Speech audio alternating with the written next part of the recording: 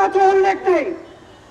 এমনকি 1947 সালের দেশভাগ ও রাজনৈতিক প্রেক্ষাপট, যা আমাদের রাষ্ট্র গঠনের প্রথম বড় পদক্ষেপ, সেটিও ইচ্ছাকৃতভাবে বাদ দেওয়া হয়েছে। বন্ধুগণ, এগুলো কেবল ইতিহাস নয়, এগুলো রক্তের ঋণ, আমাদের অস্তিত্বের অংশ। এগুলো বাদ দেওয়া মানে জাতির তার অতীত থেকে বিচ্ছিন্ন করা। এটা ভুল নয়, এটা অপরাধ। কারণ ইতিহাস মুছে ফেলা মানে জাতিকে অন্ধকারের দিকে ঠেলে দেওয়া।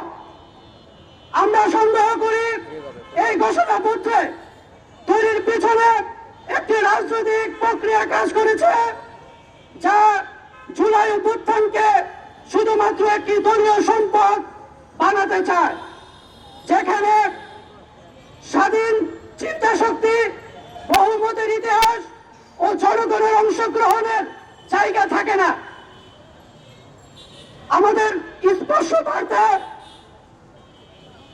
ঘোষণা করতে বিডিআর গণহত্যা, 18,519 জন বিডিআর সদস্যের বিষয়টি, 2013 সালের শাপলা গণহত্যা, 2018 সালের কোটা সংস্কার আন্দোলন, 2018 সালের নিরাপদ সড়ক আন্দোলন এবং 1947 সালের দেশভাগের ইতিহাস অবিলম্বে অন্তর্ভুক্ত করতে হবে।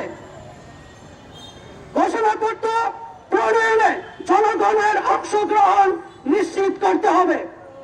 এটি একতরফা রাজনৈতিক দলিল না হয় প্রকৃত জাতীয় ঐক্যের দলিল হওয়া আবশ্যকীয়। 3, শহীদদের প্রতি অবমাননা, ইতিহাস বিকৃতি, দায় নিরূপণ করতে হবে। সাংবাদিক বন্ধুগণ, আমরা বিশ্বাস করি যে ইতিহাস সত্য, যে ইতিহাস সত্য নয়, সেই ইতিহাস জাতিকে মুক্তি দিতে পারে না।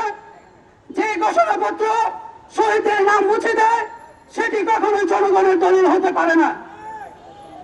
বাংলাদেশ গণতান্ত্রিক আন্দোলন সহ পিলখানা হত্যাকাণ্ডের ন্যায় বিচার মনে করে এই 4টি গণদাবি অবিলম্বে জুলাই ঘোষণাপত্রে একত্রিত করে জুলাই ঘোষণাপত্র সংশোধন করে জনগণের সামনে দিতে হবে।